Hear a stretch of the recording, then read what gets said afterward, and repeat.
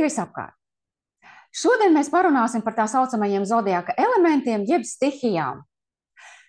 Vai kādreiz esi lūdzis atbalstu, un otrs par to ir centies dot, bet pavisam ne tādā veidā, kā tev tas būtu vajadzīgs?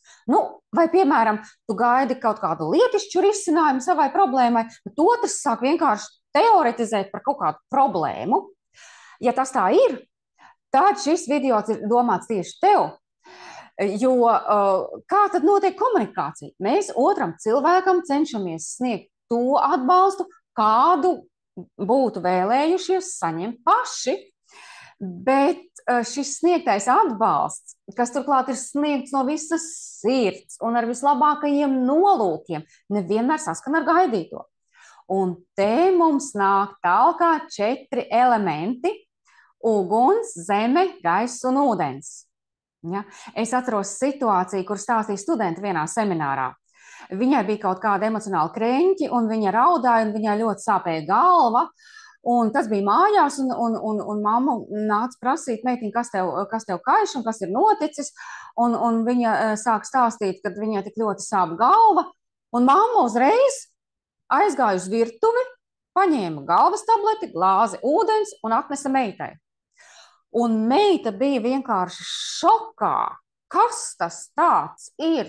Tu man nes galvas tableti tai vietā, lai uzklausītu, kā es jūtos, cik man ir slikti, lai mani samīļotu, un ne jau galvas tableti man šeit bija vajadzīgi.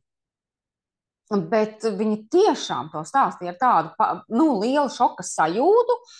Un te ir jāsaprot, redziet, viņa gaidīja emocionālo atbalstu vairāk, ja, kas ir ūdens elements, bet otrs cilvēks sniedza tīri tādu praktisku risinājumu, kas ir zeme. Un iespējams šajā situācijā, ja mammai varbūt bija ļoti maz ūdens elementu vai nebija vispār, tad, protams, ka viņa dod visu to labāko, ko viņa var iedot, un tas ir zemes elements. Es tev atnesu galvas tableti un ūdens glāzi. Un principā atrisina tavu problēmu. Jā, tādas un līdzīgas situācijas mēs varam redzēt visapkārt. Piemēram, es atceros kādreiz, kad es sāku skatīties pirmās amerikāņu filmas, kas mums te nāca iekšā, tas jau vaidieniņās, sen atpakaļ, ja? Un es domāju, kas man tur tik ļoti krīt acīs? Kas tajās amerikāņu filmās ir tik ļoti atšķirīgs? Un es jums pateikšu, kas tur ir atšķirīgs. Ja?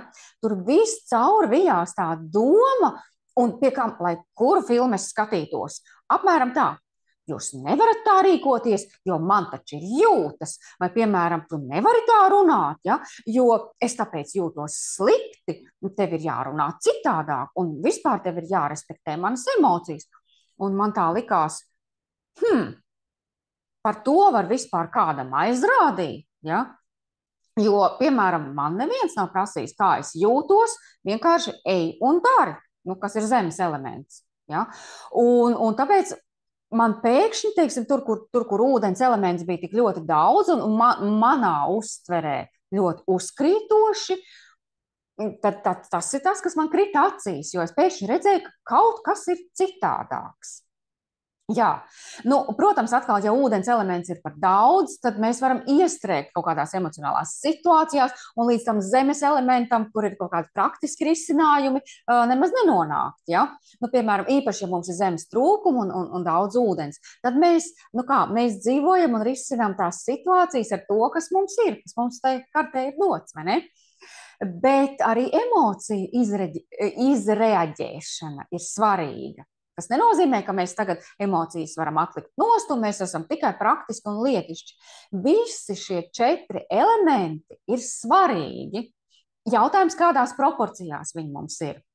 Jā, un cilvēkam, kuram ir daudz ūdens, mēs arī neteiksim, beidz ņemties, šitais taču ir strunts, ja, nomierinies, tas taču nav nekas.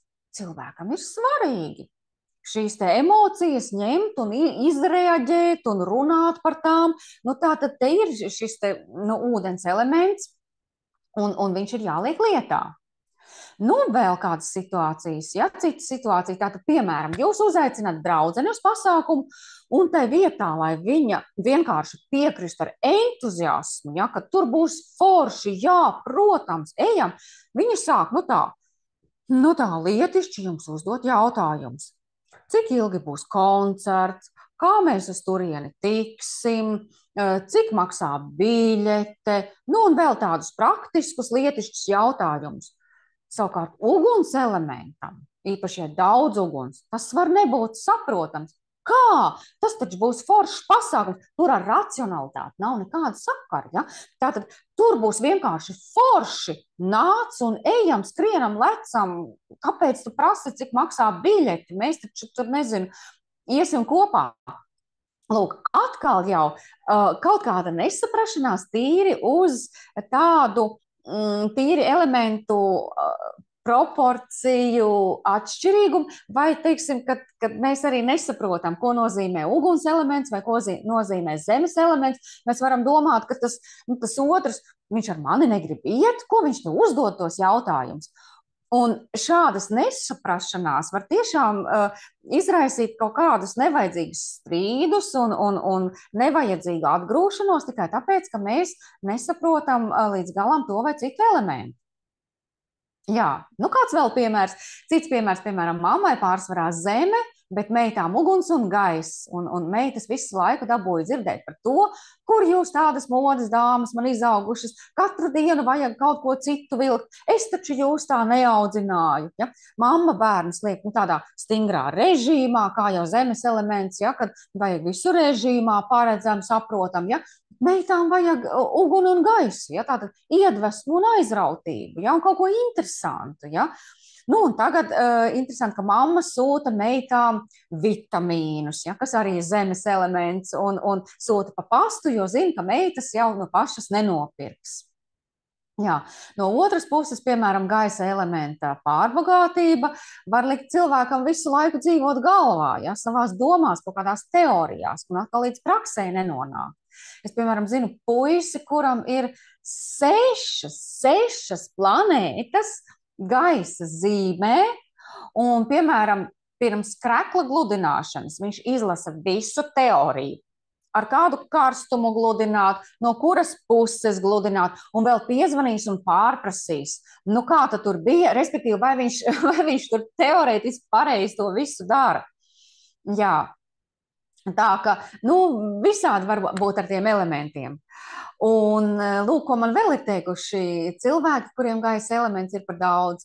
Nu, piemēram, man ir 5 planētas gaisa stihijā.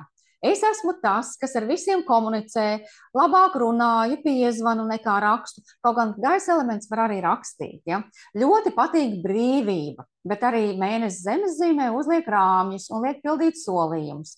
Man nedrīkst neko uzspiest, jo lielāks spiediens, jo lielāka protesta reakcija.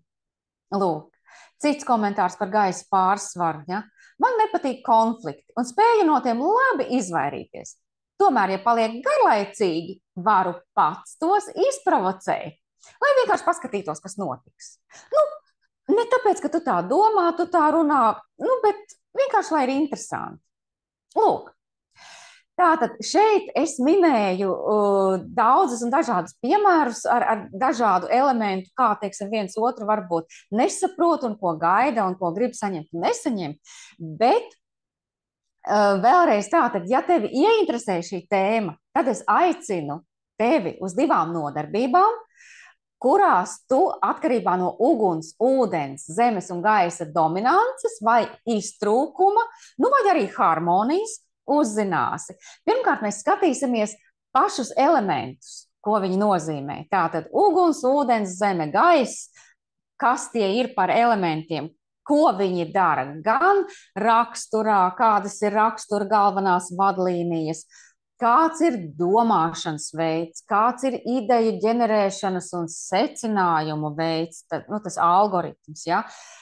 Skatīsimies galvenos akcentus uzvedībā, arī akcentus ārējā izskatā, emociju izpausmes, vajadzības, skatīsimies pat ēšanas ieradumus, mazliet pieskarsimies arī organismu kopīgai funkcijai, ja, kā tas ietekmē organismu kopumā, kā tas ietekmē veselību un kā to varētu balansēt, ar ko to varētu kompensēt, ja kaut kas trūkst vai kaut kas ir par daudz, tātad gan kompensēt, gan slāpēt. Skatīsimies, kāda ir vadošā motivācija katrai no šīm stihijām. Skatīsimies arī bailes, no kā ir baila, ko visgrūtāk panest. Ja? Jo, ja kāds uz jums metās tiešām ar niknumu, kā saka, tu man nodarīsi sāpīgi, mēs varam pat neiedomāties, ka cilvēkam mēs esam aizskāruši kaut kādu jūtīgu punktu, kas mums šķiet, nu tas tak ir sīkums, vai ne? Jā, skatīsimies kompensācijas mehānismus, skatīsimies projekcijas un skatīsimies, kā līdzsvarot. Interesanti, ka cilvēki, kuriem ir tāds vai cits elements diezgan daudz, piesaista sev apkārt cilvēkus, kuriem šie elementi ir maz, un tādā veidā tas kompensācijas mehānisms strādā. Un no otras puses viens mācās šo elementu, nu tā kā iegūt, otrs atkal mācās saprast, ka citiem nav tā kā man. Lūk, protams, visām lekcijām būs pieejami arī izdales materiāli.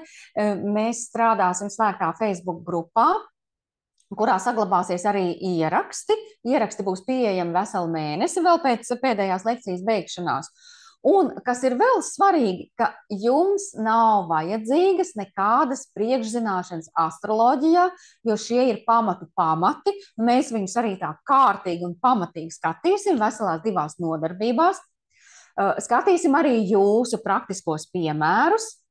Un nebaidieties, kad jums varbūt nav priekšzināšanas, tad jūs pirms lekcijas man atsūtīsiet savus datus, es jums pateikšu tās proporcijas, kā jums ir elementu, un jūs varēsiet mierīgi piedalīties nodarbībā, un mēs arī varēsim skatīties jūsu kartes. Jā, tā ka precīzāka informācija būs šeit zem video, un tiekamies lekcijās. Atā!